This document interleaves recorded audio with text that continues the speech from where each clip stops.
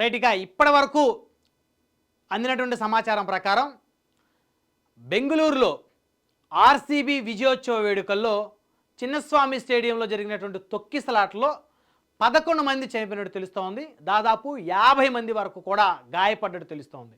ఇది నిజంగా చాలా దురదృష్టకరమైనటువంటి అంశంగా చెప్పుకోవచ్చు. ఎందుకంటే క్రికెట్ ప్రేమికులు మరి వారి యొక్క అభిమానాన్ని చాటుకునేందుకు మరి ఆర్సీబీ టీం అంతా కూడా మరి బెంగళూరులోని మరి చిన్నస్వామి స్టేడియంలో సెలబ్రేషన్స్ చేసుకునేటువంటి క్రమంలో క్రికెట్ ప్రేమికులు మరి వారి మీద అభిమానాన్ని చాటుకునే ఆ క్రమంలో మరి వారందరూ కూడా స్టేడియానికి చాలా వరకు తరలి వచ్చారు. అయితే బెంగళూరులో ఉన్నటువంటి చిన్నస్వామి స్టేడియం యొక్క కెపాసిటీ ఒక 35,000 నుంచి 40,000 మంది మాత్రమే అక్కడ పట్టేటువంటి అవకాశం అయితే ఉంటుందని అయితే తెలుస్తూ ఉంది.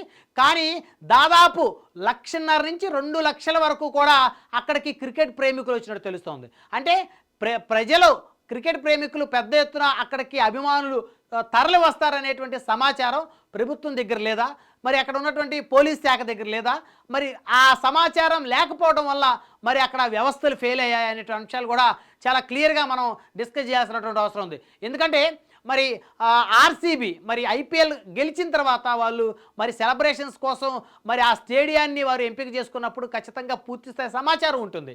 మరి ఆ సమాచారాన్ని బేస్ చేసుకొని మరి పోలీసులు కూడా సమాచారం ఉంటుంది. ఎందుకంటే అక్కడ భారీ బందోబస్తుని కల్పించాలి, భద్రతను కల్పించాలి. మనకు అక్కడికి వచ్చినటువంటి క్రికెటర్స్ కోసం పెద్ద ఎత్తున వారికి భద్రతని బందోబస్తుని కల్పించేందుకు పెద్ద ఎత్తున పోలీసులు వస్తారు అక్కడికి. మరి అంటే ఎంతమంది క్రికెట్ ప్రేమికులు అక్కడికి వారిని చూడటానికి వస్తారు అనేటువంటి విషయాలు తెలుసుకోవటంలో మరి కర్ణాటక పోలీసులు ఫెయిల్ అయ్యారనేటువంటి విషయం అయితే ఇక్కడ చాలా క్లియర్గా కనపడతా ఉంది. అయితే కర్ణాటక పోలీసులు కర్ణాటక ప్రభుత్వం యొక్క వైఫల్యం ఈరోజు 11 మందిని అమాయకులను బలి తీసుకుందని చెప్పుకోవాలి. దాదాపు 50 మందికి పైగా తీవ్రంగా గాయపడ్డారు, అస్వస్థతకు లోనయ్యారని చెప్పుకోవాలి. అయితే ఆ క్రమంలో మరి వారు ఆ స్టేడియంలోకి వెళ్ళేటువంటి క్రమంలో ఆ ఎంట్రన్స్ దగ్గరే పెద్ద ఎత్తున ఒక తొక్కిసలాట జరిగింది అని చెప్పొచ్చు.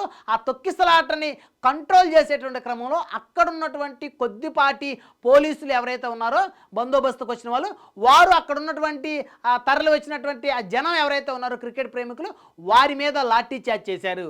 అంటే లాఠీ చార్జ్ చేయటం యొక్క ప్రధాన ఉద్దేశం ఏంటంటే అక్కడ క్రౌడ్ని చెదరగొట్టాలి.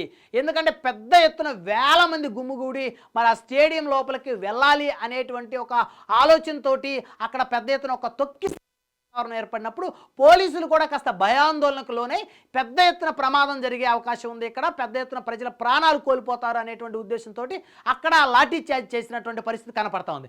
అయితే వారు లాఠీ చార్జ్ చేసిన క్రమంలో ఇంకా అక్కడ ఒక భయానక వాతావరణం, అంటే అసలే తొక్కిసలాట, అందులోనూ పోలీసులు కొడతా ఉన్నారు, లాఠీలతోటి కొడతా ఉన్నటువంటి క్రమంలో ఎక్కడికక్కడ అక్కడికి వచ్చినటువంటి పబ్లిక్ వారు అక్కడి నుంచి బయటపడాలనే ఉద్దేశంతో వారి పక్కన ఉన్నటువంటి వారిని నెట్టుకుంటూ తోసుకుంటూ పోయేటువంటి క్రమంలో చాలామంది కింద పడ్డారు.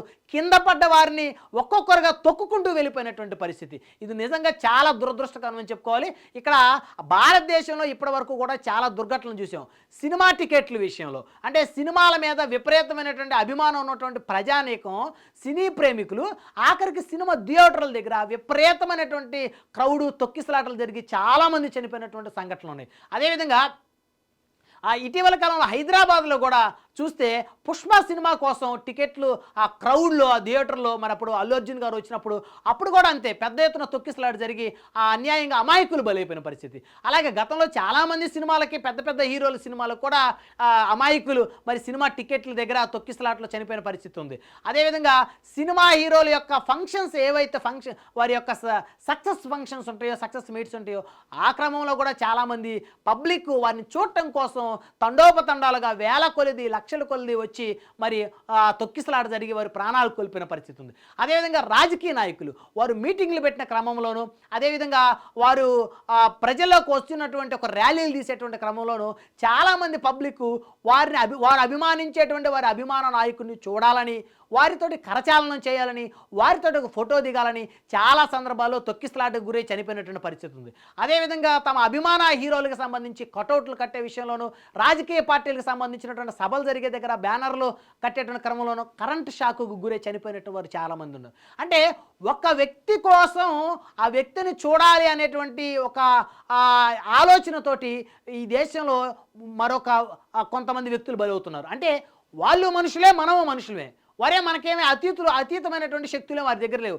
అఫ్కోర్స్ సినిమాల్లో సక్సెస్ అయ్యి వారు పెద్ద పెద్ద స్టార్ హీరోలు అయి ఉండొచ్చు, క్రికెట్లో సక్సెస్ అయ్యి వారు పెద్ద క్రికెటర్ అయి ఉండొచ్చు, రాజకీయాల్లో సక్సెస్ అయ్యి వారు పెద్ద రాజకీయ నాయకులు అయి ఉండొచ్చు, వారు పెద్ద సెలబ్రిటీలు అయి ఉండొచ్చు. అంత మాత్రాన వారిని చూడాలనేటువంటి ఉద్దేశంతో, ఆ ఫంక్షన్స్కి వెళ్ళాలనే ఉద్దేశంతో, అక్కడ అటెండ్ అవ్వాలి, అక్కడ వారితో ఫోటోలు దిగాలి, అక్కడ స్పెండ్ చేయాలనేటువంటి ఆలోచనతో చాలామంది అమాయకులు ప్రాణాలు పోగొట్టుకుంటా ఉన్నారు. ఇది నిజంగా చాలా బాధాకరమైనటువంటి సంఘటన. ఒక సంఘటన మర్చిపోయే కొద్దీ మరొక సంఘటన కూడా జరుగుతూ ఉంది. సో దానికి ఉదాహరణ ఈరోజు మరి ఆ బెంగళూరులో జరిగినటువంటి మరి చిన్నస్వామి స్టేడియంలో జరిగినటువంటి తొక్కిసలాట నిజంగా అది చాలా ఆవేదన కలిగించేటువంటి అంశం. నిజంగా ఆ క్రికెటర్స్ మరి వారు గెలిచిన ఆనందంలో సెలబ్రేషన్స్ చేసుకోవటం కోసం మరి ఆ యొక్క స్టేడియాన్ని బుక్ చేసుకొని వారు అక్కడికి వచ్చేటువంటి క్రమంలో వారిని చూడటం కోసం దాదాపు 1.5 నుంచి 2 లక్షల మంది ప్రజలు, అంటే 35,000 కెపాసిటీ ఉన్నటువంటి ఆ స్టేడియంకి మరి దాదాపు 6-7 రెట్లు పబ్లిక్ అక్కడ అటెండ్ అయినటువంటి క్రమంలో అది తెలుసుకోవడంలో ప్రభుత్వం ఫెయిల్ అయింది, ఇంటెలిజెన్స్ ఫెయిల్ అయింది, అక్కడ ఉన్నటువంటి పోలీస్ వ్యవస్థ ఫెయిల్ అయింది. మరి అక్కడికి అంతమంది వస్తున్నటువంటి క్రమంలో కనీసం బందోబస్తు భద్రతను ఇవ్వాలి, అక్కడ తొక్కిసలాట జరగకుండా చూసుకోవాలనేటువంటి దాని మీద కూడా అక్కడ ఫెయిల్ అయినటువంటి పరిస్థితి. ఆ స్టేడియం నిర్వాహకులు ఫెయిల్ అయ్యారు. ఫలితంగా 11 మంది అమాయకులు అన్యాయంగా ప్రాణాలు వదిలేసినటువంటి పరిస్థితి.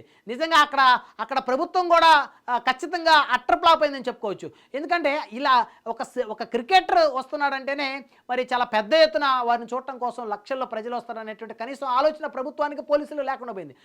మరి ఆర్సీబీ మరి ఎంతోమంది క్రికెటర్స్ వచ్చి ఆ టీం తరపు నుంచి సెలబ్రేషన్ చేసుకునే క్రమంలో మరి వారిని చూడటం కోసం ఎంతోమంది పబ్లిక్ వస్తారని కూడా తెలిసి కూడా మరి వచ్చే వారి యొక్క సంఖ్యని అంచనా వేయలేకపోయినటువంటి కర్ణాటక ప్రభుత్వం కానీ, కర్ణాటక పోలీసులు కానీ నిజంగా వారు ఈ విషయం మీద ఖచ్చితంగా సిగ్గుపడాల్సినటువంటి చర్యగా అయితే అందరూ భావించాల్సి ఉంటుంది.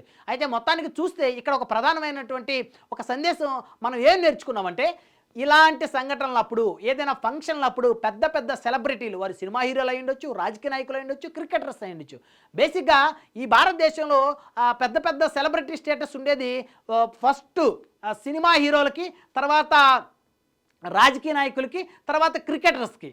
ఇవి ముగ్గురికి కూడా ఒక సెలబ్రిటీ స్టేటస్ ఉంటుంది.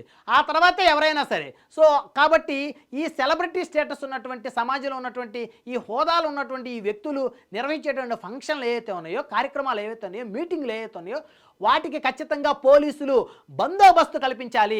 ఎంతమంది వస్తున్నారు అనేటువంటి ఒక అంచనాని ఇంటెలిజెన్స్ అంచనా వేయలేకపోయింది, అక్కడున్న వ్యవస్థ, పోలీస్ వ్యవస్థ అంచనా వేయలేకపోయింది, ప్రభుత్వం అంచనా వేయలేకపోయిందంటే నిజంగా సిగ్గుచేటిది, నిజంగా బాధాకరమైనటువంటి అంశం. ఒక ప్రోగ్రాము మన దేశంలో మరి జరుగుతున్నటువంటి ఆ రాష్ట్రంలో, ఆ నగరంలో జరిగేటువంటి ఆ కార్యక్రమానికి ఎంతమంది పబ్లిక్ వస్తారో కూడా అంచనా వేయలేకపోయినటువంటి పరిస్థితుల్లో ప్రభుత్వం, పోలీసులు ఉన్నారంటే ఇది చాలా బాధాకరం.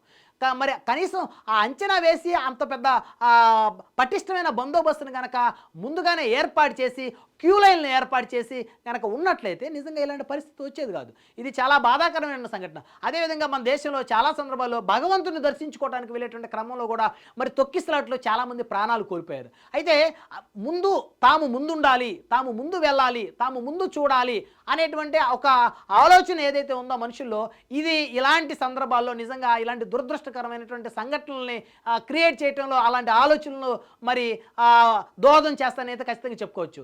ఎక్కడి నుంచి అయినా సరే, ఎక్కడైనా సరే ఒక సెలబ్రిటీ స్టేటస్ ఉన్నటువంటి వ్యక్తులు నిర్వహించేటువంటి కార్యక్రమాల్లో ఎంతమంది పబ్లిక్ వస్తారో ఆ కార్యక్రమాలకి, ఎంతమంది ఎక్కువ వచ్చే అవకాశం ఉంది, ఎంతమందిని పోలీస్ బందోబస్తు అక్కడ నియమించాలి, అదేవిధంగా పబ్లిక్ వచ్చినటువంటి వారికి ఏ విధమైనటువంటి వారికి ఒక అవగాహన సదస్సును, అవగాహన కార్యక్రమాలు కల్పించి జాగ్రత్తగా కార్యక్రమం అయిపోయేంత వరకు మళ్ళీ తిరిగి వారి యథావిధిగా వారి గమ్యస్థానాలకు చేరే వరకు ఎలాంటి తొక్కిసలాట్లు జరగకుండా ఏ విధంగా చూసుకోవాలనే దాని మీద అయితే ఖచ్చితంగా అన్ని రాష్ట్ర ప్రభుత్వాలు అయితే ఖచ్చితంగా ఎప్పటికప్పటికి ప్రజలకి దిశానిర్దేశం చేయాల్సినటువంటి బాధ్యత ఉంది. సో మొత్తానికి కనుక చూస్తే బెంగళూరులో జరిగినటువంటి ఈ దుర్ఘటన అయితే నిజంగా చాలా బాధాకరం. 11 మంది ఇప్పటి వరకు మృతులు సంఖ్య తేలిందని చెప్పుకోవచ్చు. దాదాపు 50 మందికి పైగా అస్వస్థతకు గురయ్యారు. వారందరూ కూడా హాస్పిటల్లో అయితే చికిత్స పొందుతున్నారు. సో మొత్తానికి ఆర్సీబీ ఎన్నో ఆశలతోటి మరి వాళ్ళు కప్పు గెలుచుకొని మరి వారు స్టేడియంలో మరి సెలబ్రేషన్ చేసుకోవాలని వారు వచ్చినటువంటి సందర్భంలో మరి వారి ఆశలు కూడా అడియాసలు అయిపోయాయి. వారు కూడా బాధపడుతున్నటువంటి పరిస్థితి కనపడుతుంది. అదేవిధంగా అమాయకులు ప్రాణాలు కోల్పోయారు. అక్కడ ప్రభుత్వానికి, పోలీసు వ్యవస్థ కూడా, ఇంటెలిజెన్స్ వ్యవస్థ కూడా ఒక మాయను మచ్చగా ఈ యొక్క సందర్భాన్ని అయితే చూడొచ్చు.